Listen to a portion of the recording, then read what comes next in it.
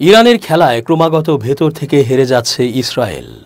পূর্ণ শক্তিতে গাজা শাসন করছে হামাস।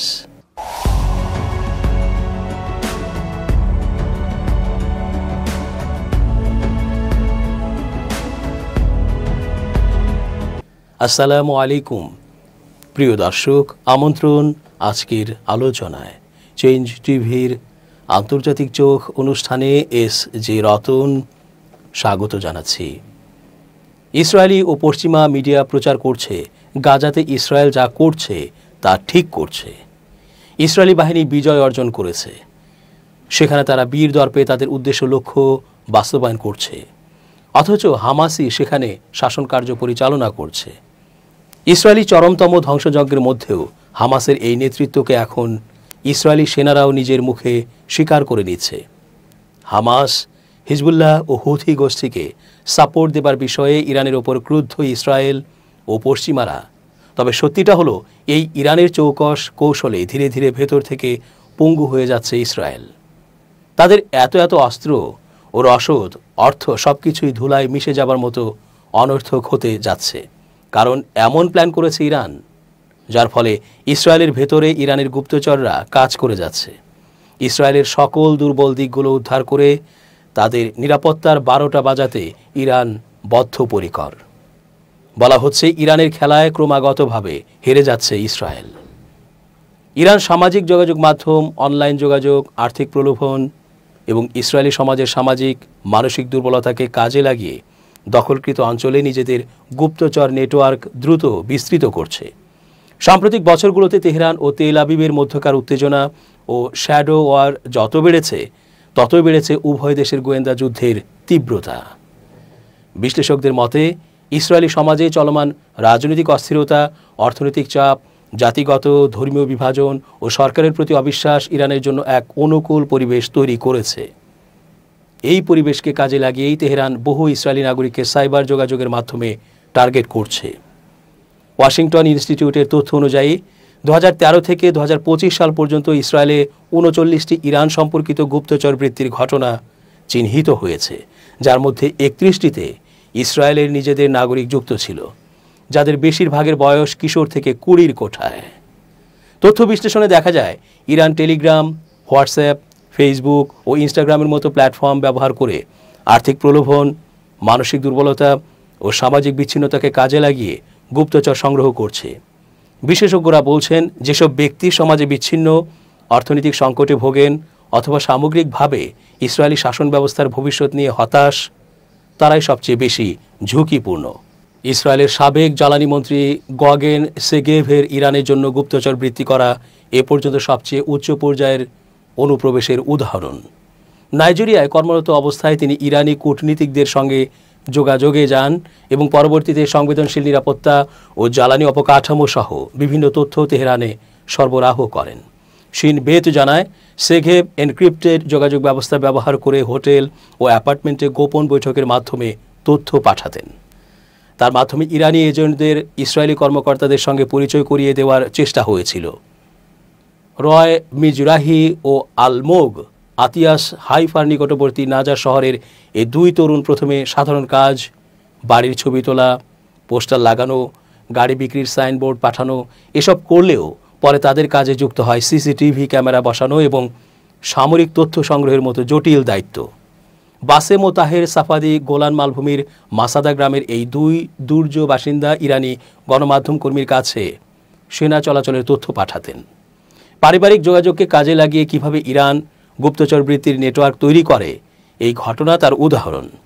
রাফায়েল বৌনি 21 বছর বয়সী এই ইসরায়েলি সেনা হাটজেরিম এয়ারবেইজের মতো কৌশলগত সামরিক ঘাঁটিতে কর্মরত ছিলেন। ইসরায়েলের চ্যানেল 15-এর দাবি, রৌনি দীর্ঘ সময় ধরে ইরানি এজেন্টদের সঙ্গে যোগাযোগে ছিলেন এবং অর্থের বিনিময়ে সংবেদনশীল সামরিক তথ্য সরবরাহ করেছেন। শিমন আজারজার ইরানের বিরুদ্ধে 12 দিনের যুদ্ধে ইরানের জন্য গুপ্তচর বৃত্তির অভিযোগে গ্রেপ্তার হন 27 বছর বয়সী আজারজার। সাইবার যোগাযোগের মাধ্যমে তিনি রামাত দাভিদ বিমান ঘাঁটির ছবি ও ক্ষেপণাস্ত্র হামলার স্থান সম্পর্কে তথ্য পাঠিয়েছেন বলে অভিযোগ। এমনকি একবার হামলা থেকে পালাতে পালাতে তিনি ইরানি এজেন্টকে বার্তা পাঠিয়েছিলেন, আমি এখন তোমাদের ক্ষেপণাস্ত্র থেকে পালাচ্ছি, কোন জায়গায় আঘাত এনেছে সে তথ্য দিতে পারি।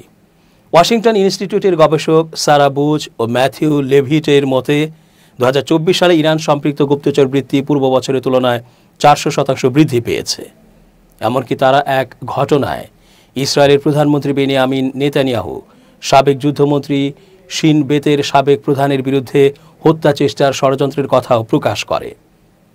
ইসরায়েলি পুলিশের নিরাপত্তা বিভাগের প্রধানের দাবি, হামাস ইসরায়েল যুদ্ধের সুযোগে তেহরান ইসরায়েলি নাগরিকদের আরও বেশি রিক্রুট করছে। ইসরায়েল আটক, বিচার, সাইবার পর্যবেক্ষণ ও জনসচেতনতা ক্যাম্পেইনের মাধ্যমে ইরানি নেটওয়ার্ক মোকাবিলার চেষ্টা করছে। ইজি মানি, হেভি কস্ট নামে প্রচারণায় নাগরিকদের সতর্ক করা হচ্ছে। তবে নিরাপত্তা কর্মকর্তাদের স্বীকারোক্তি, মানবিক দুর্বলতা ও সামাজিক হতাশার সুযোগ নিয়ে ইরানের অনুপ্রবেশ অব্যাহত রয়েছে। ইরান ইসরায়েলের অভ্যন্তরে ডিজিটাল মাধ্যম, আর্থিক প্রলোভন এবং সমাজের ভেতরের মানসিক রাজনৈতিক দুর্বলতাকে কাজে লাগিয়ে বহুমাত্রিক ও দীর্ঘমেয়াদী গুপ্তচর নেটওয়ার্ক তৈরি করেছে। বিভিন্ন বয়সের এবং ভিন্ন পটভূমির ব্যক্তিদের ব্যবহার করে তেহরান যে কৌশলে সেনা ঘাঁটি, সরকারি প্রতিষ্ঠান ও গুরুত্বপূর্ণ ব্যক্তিদের তথ্য সংগ্রহ করছে তা দুদেশের শ্যাডো ওয়ারকে নতুন মাত্রায় নিয়ে গেছে।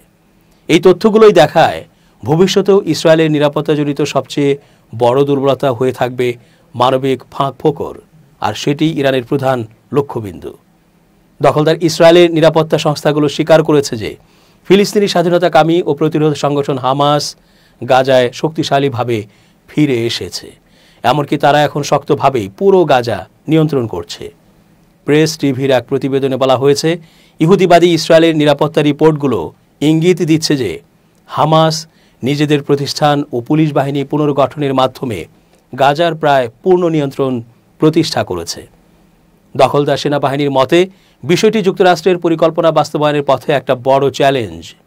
এ বিষয়ে ইসরায়েলি টিভি চ্যানেল 13 জানিয়েছে, তাদের নিরাপত্তা সংস্থাগুলো মন্ত্রিসভার কাছে যে তথ্য উপস্থাপন করেছে তাতে দেখা যাচ্ছে হামাস গাজা উপত্যকায় তাদের প্রশাসনিক ও পুলিশি কাঠামো পুনর্গঠন করছে।